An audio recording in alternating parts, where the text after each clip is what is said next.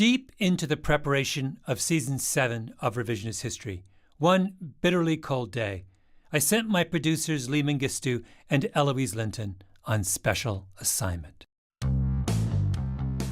Fly to Detroit, rent a car, go north on I-94 for a stretch, then turn right off the freeway on the Fred Moore Highway and drive all the way to the banks of the St. Clair River, where they will come upon a factory. This is a dumb question. Is it like high security? Oh, no. Well, it's not high security, but we did have to really put on a lot of gear to get it in there for food safety reasons. You wearing like hard hats, reflective jackets. Were you wearing like industrial footwear? Not footwear, but we had to wear gloves. So we were wearing gloves, caps for our hair. That didn't really work for either of us. Not at all. I wanted to understand an experiment, one of the most important experiments of our modern era, one that's been all but forgotten.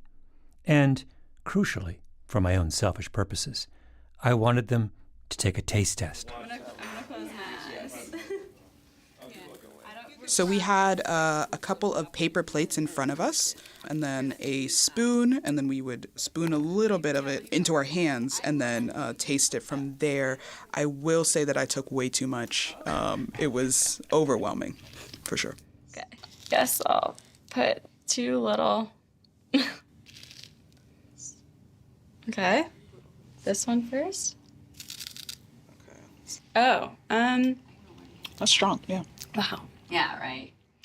You weren't blinded. But you didn't know which was which, so you have two little plates in front of you. Could they tell the difference? Yes. The insiders at the factory know the difference. The rest of us, not so much. My name is Malcolm Gladwell. You're listening to Revisionist History, my podcast about things overlooked and misunderstood. This is part 2 of our investigation of magic wand experiments, impossible experiments that could only be done if we waved a magic wand.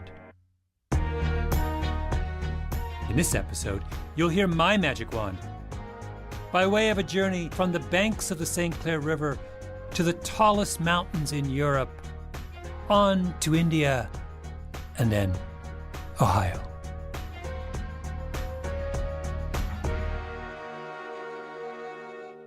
This episode is going to require a fair amount of digression. Patience, grasshopper. We begin our story over a century ago, a time when you could go many places in the world and find some portion of the local population severely disfigured. If I'm walking around a remote village in the Swiss Alps in 1800, what do I see? High up in the Swiss Alps in the mid-1800s, you probably about half the population would have a visible goiter. I'm talking with Michael Zimmerman, University of Zurich, about goiters, a swelling on the neck right in front of the larynx. Describe these goiters. How large could they be? Well, I mean, in a child, it's about the size of maybe a lemon. But the older women, particularly the ones who'd had repeated pregnancies, and would have large multinodular goiters, they can be the size of a volleyball. I mean, they can... A volleyball? Yeah, sure. They can compress the trachea, make it difficult to breathe or swallow. They can really be massive. Some portion of the population with goiters had a related condition, what used to be called cretinism. So in children, for example, they don't grow normally, so they're very short. They have characteristic facial features. They have very dry skin, very dry hair. They move very slowly. Their temperature regulation is very poor. They become cold very easily. And then classically, it's associated with, cognitive impairment and also deaf mutism. And it's not reversible. It's not. For the longest time, no one knew the explanation for cretinism or for goiters. It would be one thing if they appeared everywhere. Then you could say, this is just what human beings look like. But this wasn't everywhere. It was confined to very specific regions of the world. I mean, it was famous back in the 1800s for British and American tourists to go up in the Swiss Alps, not only to see the beautiful alpine scenery, but also to see goiter and cretinism. I mean, Mark Twain, very famous quote, I've seen the two things I wanted to see in Switzerland, Mount Blanc and the goiter, and now I'm going home. It wasn't until the 19th century that scientists started to figure out what might be the culprit: iodine, or rather, a lack of iodine in the diet. Iodine is a trace element found largely in seawater. There's a lot of iodine in seaweed and in the livers of fish like cod. If you live in a coastal area, you'll get iodine in your diet naturally because the wind and rain blowing off the ocean will deposit iodine in the soil and water. If a cow near the coast drinks water with iodine in it, then that iodine gets into your milk and meat. But go inland, and iodine gets harder to find in nature. Fresh water flushes iodine out of the soil. Worst off are places that used to be covered with glaciers, because when the glaciers retreated, they took topsoil and natural iodine with them. No iodine in the soil, no iodine in plants. No iodine in plants, not enough iodine in the people eating those plants. And when people don't get enough iodine in their diets, their thyroid glands have to work overtime to compensate. So the thyroid becomes huge, like an oversized heart. Think about the Swiss Alps, an inland mountain chain with lots of glaciers, no iodine in the soil. And so people living there have historically been afflicted with goiter. Norway also had a huge goiter problem. So did mountainous parts of China, Russia, and goiter was a problem in the United States, of course, because there are plenty of inland areas in America once home to glaciers.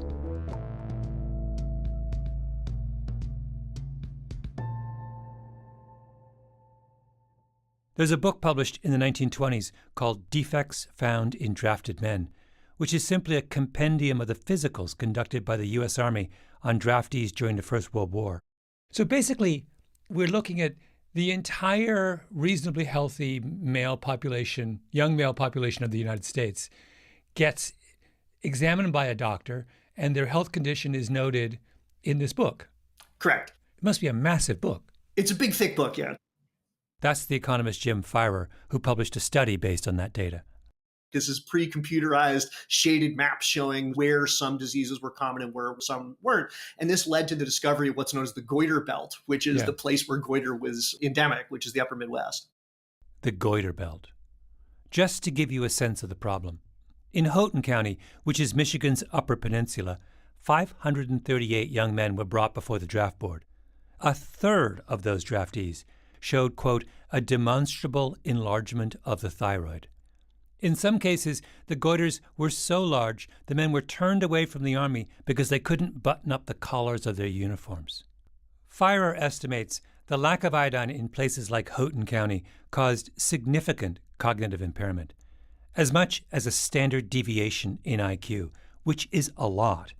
A standard deviation can be the difference between being able to handle college and not being able to handle college. So what's so weird about this? There is literally a part of the country where people are not as smart in aggregate as other parts. Certainly, they are not as smart as they could have been in the absence of being iodine deficient. Yes, I think that's right. So, you have people in various parts of the world who don't get enough iodine. What do you do about it? Michael Zimmerman says some of the earliest attempts to fix the problem were a disaster. The dose of iodine that they were applying in these initial studies was extremely high, 1,000-fold higher than what was needed to eliminate goiter. And iodine, like any nutrient, is poisonous at high doses. So a lot of people developed hyperthyroidism and actually cardiac arrhythmias and died from excess iodine ingestion. So it was seen kind of as a double-edged sword, and people saw it as a poison as well as a potential remedy. There was an iodine backlash and a lot of confusion. Like, was iodine a treatment for goiter, the way aspirin is a treatment for headache, something you gave once and it solved the problem? Or was it a supplement? Was iodine something that people with goiter needed on a continuous basis? And if so, how much iodine would you need to give to people? How often? Starting at what age? And how would you give it to them? Did it matter? What the world needed was a proper experiment, Careful, rigorous, controlled. And where did salvation finally come from? Akron, Ohio. Surely, at least if you are as old as I am, you remember the classic 1983 hit from Chrissie Hynde and the Pretenders, My City Was Gone. I went back to Ohio, but my city was gone. What city is she talking about? Not Cleveland, not swanky Columbus, not stuffy, well-fed Cincinnati. Akron, because Chrissie Hynde grew up in Akron. South Howard had disappeared. South Howard is the historic center of Old Akron. It got gutted in the 70s for an empty urban plaza. City had been pulled down, reduced to parking spaces. Hey, oh, where to go, Ohio? How many cities get dissed at such a high level by one of their favorite daughters? My friends, we're finally getting close to revealing my magic wand. Very close. And let me make one more promise. My magic wand will give Akron a shot at redemption.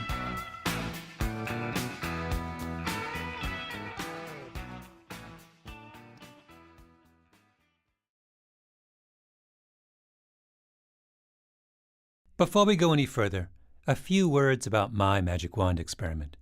In the last episode, I gave several scientists a chance to wave a magic wand to create any experiment they wanted, without regard for the laws of nature or ethics. And then I pounded my chest and said that my magic wand would be the best of all. Why did I say that? Well, I'll tell you. Because all of the other magic wanders I spoke to were trying to solve big, weighty questions, existential questions, global questions.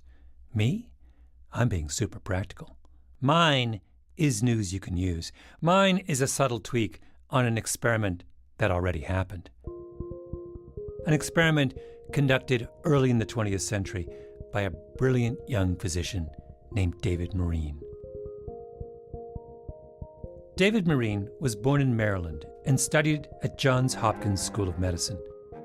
Then he went to do his residency at Lakeside Hospital in Cleveland in 1905. Cleveland, on the banks of Lake Erie, freshwater Lake Erie, one of the Great Lakes created by the Laurentide ice sheet 20,000 years ago. Cleveland, built on a landscape shaped by glaciers which stripped away the iodine as they retreated. Goiter country. According to the legend, he was walking to his first day of work and noticed that many of the women in the neighborhood and all of the dogs had a big goiter. That's Michael Zimmerman again. He studied David Marine's career. So when he was, went to work and he was asked, what would you like to work on in terms of your research focus here? He said, well, maybe I should work on the thyroid because it seems like there's a lot of thyroid disease around. In 1909, Marine gets called in by a local trout hatchery that's convinced their fish are suffering from a strange outbreak of cancer. All of the farmed fish have a big bulge right near their thyroid. Marine tells them, that's not cancer. Your problem is you're feeding your fish chopped up pigs' hearts and livers. And the pigs of Ohio, which eat the iodine-deficient feedstocks of Ohio, have no iodine in them. Marine tells them, feed the fish chopped up sea fish. The hatcheries follow his advice, and the fish goiters go away. In Ohio, David Marine is Dr. Goiter. He spends a decade gathering evidence in the laboratory. Then, in 1917, Marine goes to the Cleveland School Board and says, I'd like to do an experiment. Let me feed some iodine to your school children to see if I can get rid of goiter. And Cleveland says, no. Of course they say no. I mean, can you imagine this scenario? Iodine is, at this point, still considered a poison. The Food and Drug Administration wanted manufacturers of iodine to put a skull and crossbones on the package. And Marine decides he only wants to dose girls with iodine, 5th grade and up, which surely must have seemed a little shady at the time. Imagine that your 12-year-old daughter comes home from school one day with a note from the teacher. asking for your permission to let little Janie take part in an experiment involving repeated doses of something widely considered a poison. But no worries, because it'll be done under the supervision of some guy from out east who's done a lot of work with trout. Let me just read to you from the instructions Maureen wrote out to teachers. Quote, "A few of the pupils, after 2 or 3 days, may get what seems to be a slight cold in the head with nasal discharge and possibly, more rarely, the appearance of pimples or a slight rash on the body. It is nothing serious." End quote. So little Janie's going to come back home with a head cold and covered in pimples and a rash after being fed generous doses of a mysterious liquid. I mean, what would you say? You would say no thanks. Cleveland says no thanks. But Dr. Goiter has come too far to give up, so he drives 40 miles south to Akron and proposes the same idea to the Akron School Board. And Akron doesn't say no. Akron says yes. And it is in Akron that we get the first definitive proof that if you give iodine to people, goiter vanishes. How quickly did he see that improvement? He saw it in a matter of weeks. Wow. So Akron is this weirdly open-minded place, and Cleveland is this weirdly closed-minded place when it comes to one of the most significant scientific findings of the 20th century. I think what happened is he went over to Akron because the president of the Akron School District was also an alum of Johns Hopkins, and said, "What do you think? Shall we do this together?" And the guy said, "Yeah, I trust you." The Akron iodine experiment changes the world. It's up there on the list of greatest public health breakthroughs in history. But that was more than a century ago. When I said I'd give Akron another shot at redemption, I was talking about now. This whole thing started one day when I was salting my pasta water. A light bulb went off inside my head, and I realized I too have a magic wand.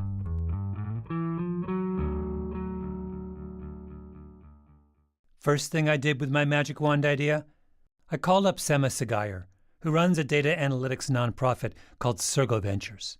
Lots of very smart people using data to solve public health problems.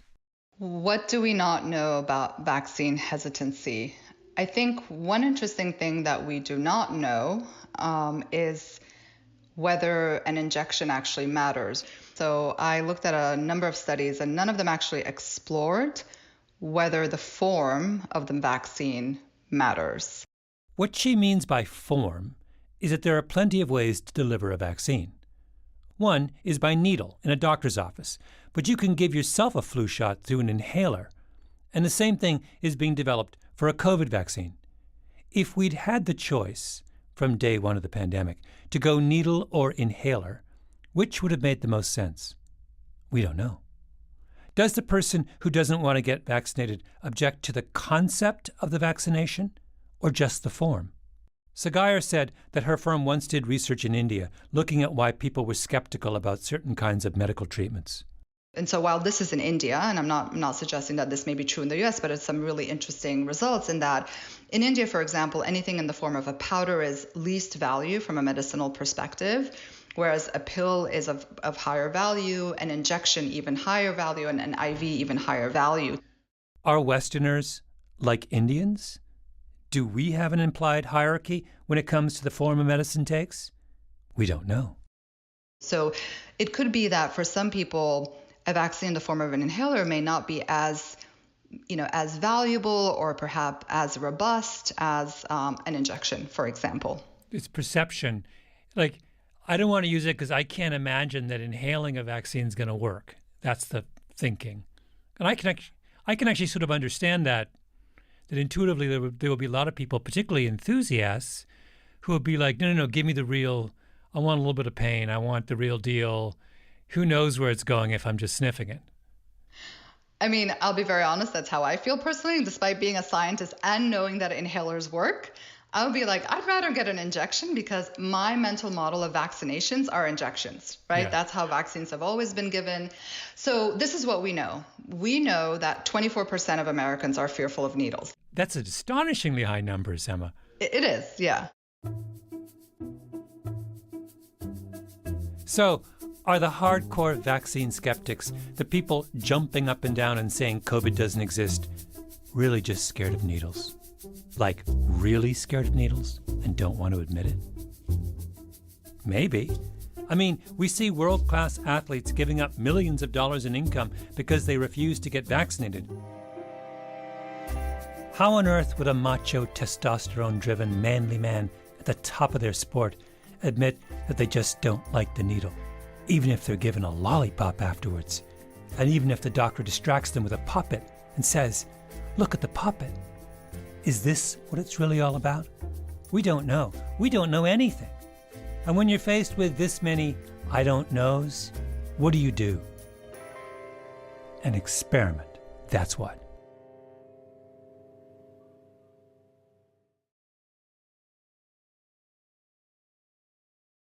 When David Marine did his experiment on the schoolgirls of Akron, he made them drink a little iodine suspended in solution. But that obviously isn't practical if your goal is to give iodine to everyone in Akron on a continuous basis. Besides, there were lots of iodine skeptics around.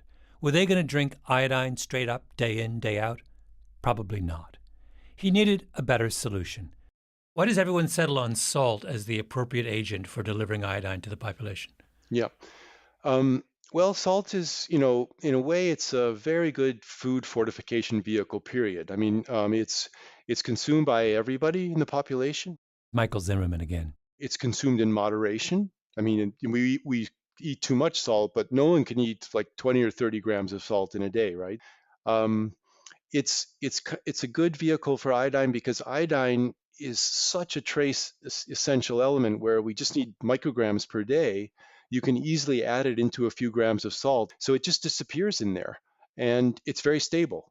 So if added to reasonable quality salt, it's stable as well. And it's very cheap, right? So most places salt is a very cheap commodity and even the poor can afford it. Marine has a colleague, David Cowie, who starts writing letters to the big salt companies of the Midwest, pitching the iodine idea. I'm desirous of getting in communication with the proper person in your company with whom to take up the question of the iodization of all salt used as food in Michigan. He writes to Morton Salt in Chicago, owned by Mr. Morton. He writes to Diamond Crystal Salt in St. Clair, just up the river from Detroit. Before carrying our work any further, we are anxious to counsel with the salt manufacturers and distributors in Michigan, acquaint them with our plan, give them all the information we have, and get their ideas on the question, particularly as to whether there would be any objection from their viewpoint. It works. And soon enough, every salt company in the country has agreed to add a dash of iodine to their salt. And that's why there's no goiter to speak of in Cleveland or Akron or anywhere else in the goiter belt. Why the IQs of the people in the Upper Peninsula of Michigan are no longer a standard deviation lower than everyone else's. Why the salt you buy in the supermarket today has a label on the bottom, iodized salt. That's why I sent my producers Lee and Eloise to Michigan on a cold winter's day, to the St. Clair facility of the Diamond Crystal Salt Company, the company that said yes to David Cowie and David Marine a century ago, a big, rugged, ancient, iconic factory, shimmering in white dust. Salt. Salt everywhere. A temple of salt. So iodine looks very similar to salt. Like it looks almost identical to salt. Okay. I had no idea. Lee and Eloise saw the sacks of iodine waiting to be added to mountains of salt. And then they went to a small conference room to answer the crucial question. Is salt the kind of miraculous substance where you can sneak all kinds of stuff into it and no one will be the wiser? Wait, so where did the taste test take place? You're in what kind of room? Just a general meeting room in the back. We had lunch all together. We had burgers and fries. And then we did the taste test after that. And wait, did the fries come salted or did you salt them? It came catered, so neither. They didn't need salt, but there was salt on the table. Of course there was. They were in the bosom of the Diamond Crystal Salt Company, one of the nation's premier salt-making facilities. The entree is going to be perfectly salted.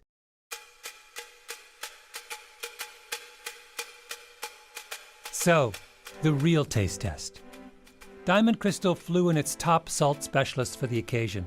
Lee and Eloise were presented with 2 paper plates of salt, one pure, one adulterated. Eloise and Lee each take a big breath, then a quick drink of water to cleanse the palate. I'm gonna guess this one's iodine. The first one? Okay. Yeah. What do you think? No. I have no idea. They taste exactly the same. Extremely salty. I still taste it. It's extremely salty, yeah. both of them. Well, this one looks like it's a different density, and maybe they added more stuff to it. Oh, they're so tiny, though. How can you even see what's bigger? I'd say this looks bigger. Oh, this is smaller. Oh, I need glasses. Yeah. That's what the issue is. So which is which? This one was the iodized. Oh! Right. Got it. They taste exactly the same. Turns out you can put just about whatever you want in salt, and no one's going to notice. I think you can see where I'm going with this. My magic wand. Well, Ma, you know my idea. The reason I called you is that I was curious about putting it in salt, along with iodine. By it, I mean the COVID vaccine. Now, I realize that given the present limits of science, that's an impossibility. We don't know how to make a vaccine so stable that you could stick it in a condiment. Maybe someday, not today. But that's why this is a magic wand experiment. The things that we would love to do but can't because of the laws of nature. But I have explained the rules of the game to Sema Sagayar, and she has agreed to play. I put it in salt, and I call it something different.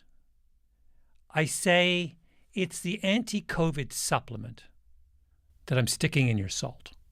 So we're not using the word vaccine at all, because vaccine for most people is associated with the thing that you get in a needle, right?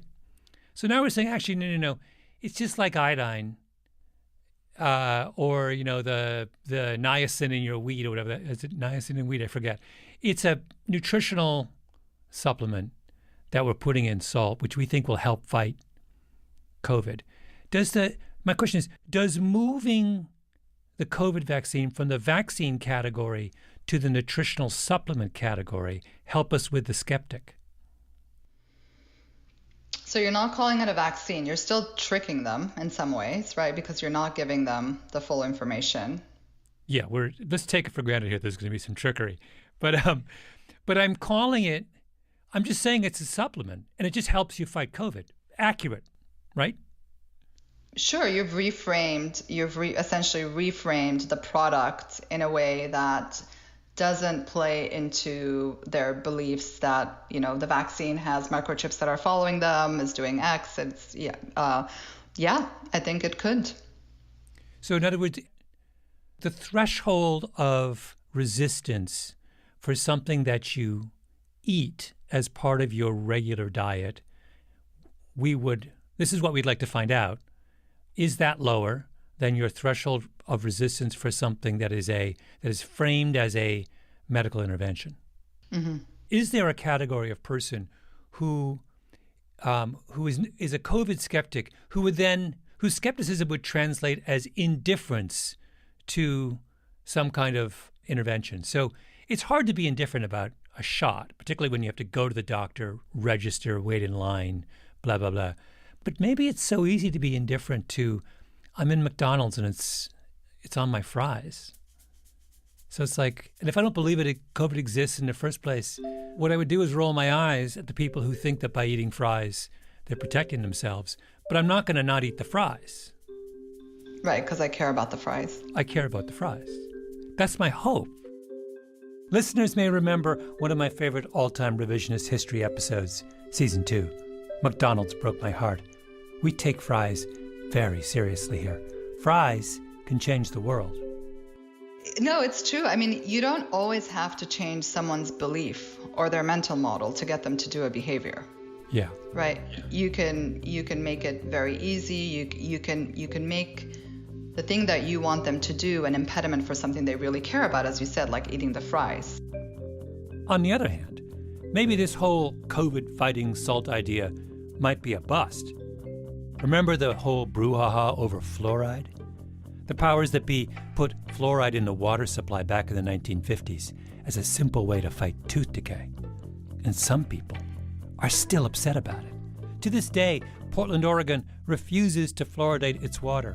Go to Portland. Ask people there how many cavities they have. They would rather sit in a dentist chair, all numbed up, and get drilled for an hour than have the government slip something harmless in their drinking water. To paraphrase the old cliche, the people of Portland will cut off their teeth despite their mouths. There's a scenario where putting the vaccine in salt is every bit as insidious, or maybe even more insidious, than putting it in a vaccine. Right? In the same way that fluoride was considered to be insidious by virtue of the fact that it was ubiquitous, it was unavoidable and everywhere. We're still going to get a skeptic group with the salt.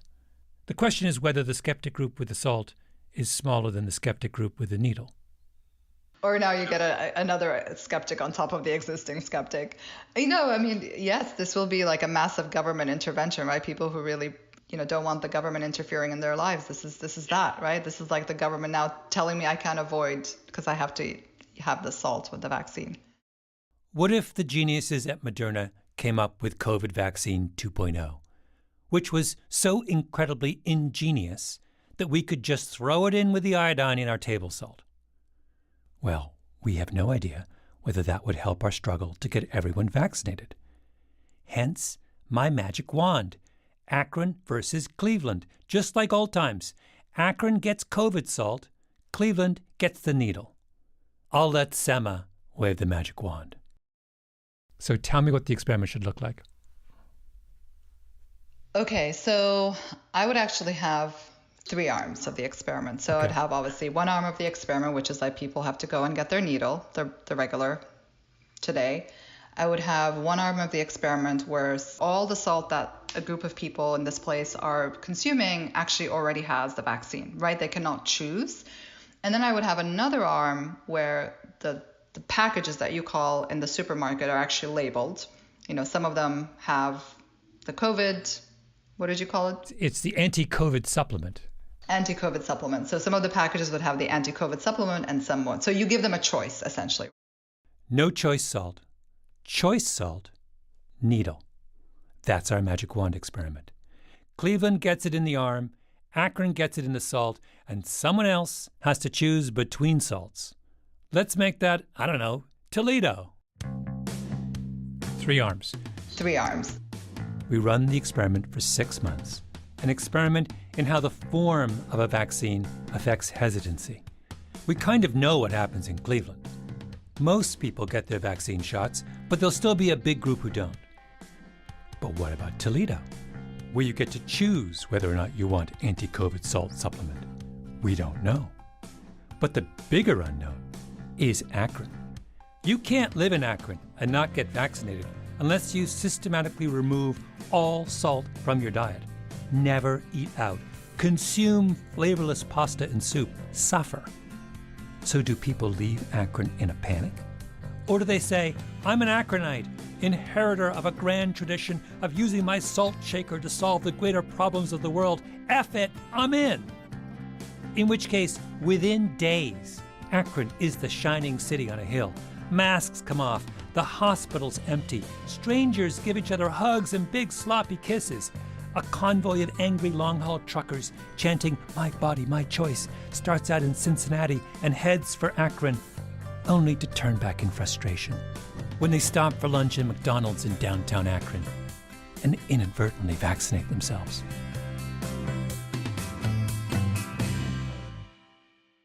And soon people across this great country, from California to the New York Island, from the Redwood Forest to the Gulf Stream waters, would rise up and say with one voice, I'll have Akron salt with my fries. Salt that tastes like freedom. I went back to Ohio. All my fears were gone. There were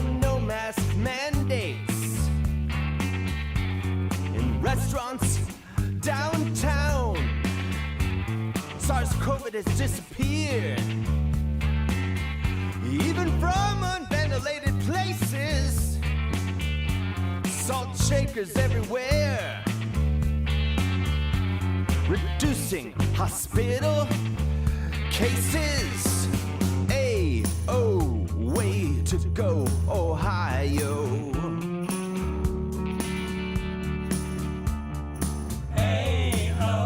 Way to go, Ohio.